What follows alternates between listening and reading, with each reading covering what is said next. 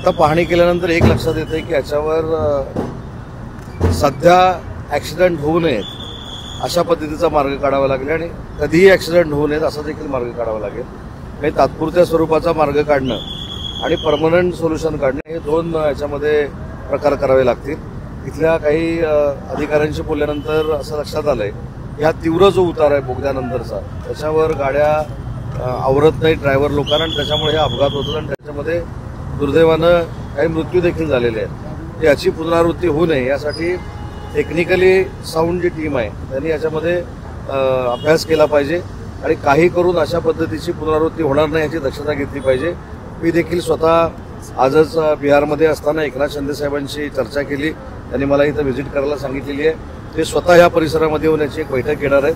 त्याच्यामुळे नवले ब्रिजच्या परिसरातला हा जो अपघातग्रस्त भाग आहे त्याच्यावर कशा पद्धतीनं मात करता येईल याच्यासाठी शासन नक्की काम करेल आणि त्याच्यातनं नक्की मार्ग निघेल. आणि आधी सुद्धा गेल्या वर्षी सुद्धा मोठा अपघात या ठिकाणी झालेला होता. त्यावेळेस सुद्धा अनेक मंत्री असतील किंवा राजकीय नेते असतील यांनी भेट दिली होती. त्यानंतरही वर्षभरानंतर काही इम्प्लिमेंट झालेलं नाही. त्याच्यामुळं जो गेल्या आठवड्यात अपघात झालेला आहे तो झालेला आहे.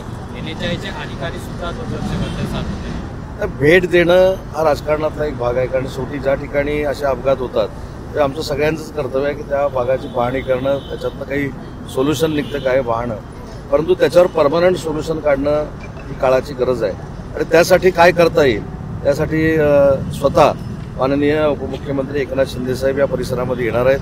तिथल्या ग्रामस्थांची ते बैठक घेतील, अधिकाऱ्यांची बैठक घेतील. परंतु भविष्यामध्ये असं होऊ नये यासाठी दोन मार्ग जे मी सुरुवातीला सांगितलं की सुरुवातीला काम पूर्ण होईपर्यंत आम्हाला काय करावं लागेल आणि काम पूर्ण झाल्यानंतर तर हा प्रश्न सुटणार आहे. त्याच्यामुळे दोन टप्प्यामध्ये या भागाचा विकास करावा लागेल आणि त्याच्यातनं हे अपघात रोखावे लागतील. मागच्या वेळेस जो काही मोठा ऍक्सिडेंट झाला होता त्यानंतर ग्रामस्थांसोबत बैठक झाली होती मात्र त्यांनी ज्या सूचना केल्या होत्या त्याच्या उपाययोजनांचा अंमलबजावणी नाही. मला आता देखील सांगण्यात आलं त्याच्यामुळं याची देखील पुनरावृत्ती होणार नाही याची देखील दक्षता आम्ही घेऊ आणि मी स्वतः माननीय शिंदे साहेबांना विनंती केली की त्यांनी या परिसराला भेट द्यावी आणि त्यांनी ती तात्काळ मान्य केलेली आहे. ते इथे येतील, ग्रामस्थांची चर्चा करतील आणि त्याच दिवशी तात्पुरतं स्वरूपाचं उपाययोजना आणि परमनंट उपाययोजना याची चर्चा होऊन त्याच्यातनं मार्ग निघेल. महायुतीमध्ये काही हलबेल नाही असं चित्र पाहायला मिळते. काल एकनाथ शिंदे तातडीनं दिल्लीला गेले. अमित शहांसोबत जवळपास 50 मिनिटांची चर्चा झाली. त्या चर्चेतली काही माहिती समोर आली. याचा खुलासा स्वतः माननीय एकनाथ शिंदे आहे. साहेबांनी स्पष्ट सांगितले की महाराष्ट्रातला विषय महाराष्ट्रामध्ये संपलेला आहे आणि दुसरी महत्वाची गोष्ट आपल्याला देखील मला विनंती करायची की NDA मधले 3 नंबरचे नेते माननीय एकनाथ शिंदे साहेब आहेत. त्यामुळे ते राष्ट्रीय स्तरावर जेव्हा भेटतात तेव्हा NDAचे प्रमुख नेते म्हणून भेटतात. त्यामुळे तक्रार करण्याचा काही प्रश्नच येत नाही आणि ते काही तक्रार करणारे नेते नाहीत, ते सोल्युशन काढणारे नेते. त्यामुळे त्यांनी स्पष्ट केलेली आहे. त्याच्यानंतर मी बोलणं योग्य नाही. पण अनेक जण तुमच्या जिथं सिटिंग आमदार आहेत, सध्या विद्यमान आमदार मंत्री आहेत, तिथंच भाजपकडून पक्ष प्रवेश केले जात आहेत. आगामी विधानसभा निवडणुकीसाठी ही भाजपकडून याच्यामध्ये स्पष्ट झालं ना. याच्यामध्ये महायुतीमध्ये किंवा नैसर्गिक युती जी आमची आहे भाजप शिवसेनेची याच्यामध्ये कोणी प्रमुखांनी मिठाचा खडा टाकू नये ही आमची सगळ्यांची भूमिकाच आहे ना. त्याच्यामध्ये काय वाव काय. आणि एक मिनिट ना त्याच्यासाठी मंत्री महोदय सगळे भेटले आणि मुख्यमंत्र्यांमधला आणि शिंदे साहेबांमधला जो संबंध आहे किंवा जे बॉन्डिंग आहे अतिशय महत्वाचं आहे. त्याच्यामुळे ते राजकारणाच्या पलीकडचं आहे. त्यामुळे कोण वाद लावण्याचा प्रयत्न करत असतील ते वाद लागणार नाही. पण कोणी याच्यामध्ये मिठाचा खडा टाकू नये ही आमची भूमिका आहे. ठाण्यामध्येही मोठे पक्ष प्रवेश होत आहेत. रवींद्र चव्हाण असं म्हणतात की हे पक्ष प्रवेश असे चालूच राहतात. ते काय म्हणतात त्याच्यापेक्षा देवेंद्रजी फडणवीस साहेब काय म्हणतात हे आमच्या दृष्टीनं महत्वाचं आहे.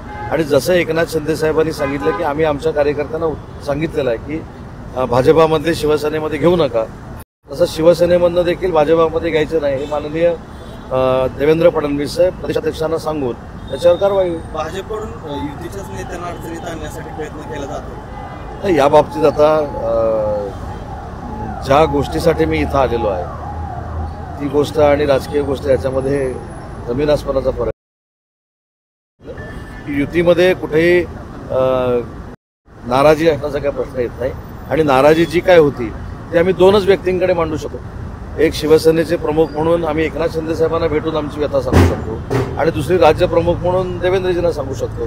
तर त्या पद्धतीनं ते सांगितलेलं आणि त्याच्यातनं मार्ग निघाला. हे तुमचं अंडरस्टँडिंग हे फक्त शिवसेना भाजपमध्ये आहे का अजित पवारांच्या राष्ट्रवादी नाही, महायुतीमध्ये आहे. भोरमध्ये तुमचा नगर अध्यक्ष जो होता उमेदवार त्यांनाच अजित पवारांच्या राष्ट्रवादींनी सोबत घेतलेला आहे, म्हणजे प्रवेश दिलेला आहे. उमेदवारी अर्ज भरल्यानंतरचा हा सगळा प्रकार घडलेला आहे. आता मी नैसर्गिक युतीबद्दल आपल्याशी बोललो. आता आता जर हे भोरचं तुम्ही उदाहरण देता तर माझ्या मतदारसंघामध्ये घड्याळावर अनेक लोक उभी आहेत, पण मी कधी तक्रार केली का? शेवटी हे राजकारण आहे. राजकारणामध्ये असे प्रसंग येत असतात, त्यावेळी मतदार जागा दाखवत असतात. त्याच्यामुळे कुठं एनसीपीनं काहीतरी केलंय म्हणून आम्ही नाराज आहोत किंवा काय, असं अजिबात नाही.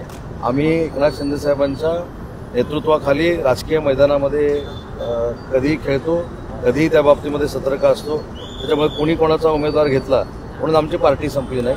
तर आम्ही संघर्षातनंच सगळे मोठे झालेलो आहोत. एकनाथ शिंदे साहेब देखील संघर्षातनं मोठे झालेले आहेत. त्यामुळे अशा छोट्या छोट्या आवश्यकता असं मला वाटतं. नुकतेच भाजपमध्ये गेलेले मुंबईच्या माजी आमदारांच्या मुलांचे मुख्यमंत्री अजित पवारांना चॅलेंज, पण त्याची दिलगिरी पण व्यक्त केली. त्यांच्या वडिलांनी देखील दिलगिरी व्यक्त केली आणि त्यांनी देखील दिलगिरी व्यक्त केली. लढणार काय करणार म्हणजे काय लढणार? युती महायुतीनं निवडणुकीला सामोरं जावं ही माननीय एकनाथ शिंदे साहेबांची भूमिका आहे. आणि कात्रज भागामध्ये जी विकासाची कामं घेऊन मी आलो होतो त्याचा तुम्ही अर्थ असा समजा की आम्ही शिवसेनेमार्फत आपल्या निवडणुकीच्या प्रचाराला सुरुवात केली. पण स्थानिक स्वराज्य संस्थांची निवडणूक ही एकनाथ शिंदेच्या नेतृत्वाखाली पहिल्यांदाच पार पडणार नाही, त्याचा आउटपुट मिळेल ना. पुणेकरांना पर्याय म्हणून, विकासाला पर्याय म्हणून एकनाथ शिंदे साहेबांकडे ते बघतात, शिवसेनेकडे बघतात. परंतु तरी देखील आम्हाला महायुती म्हणूनच लढायचं.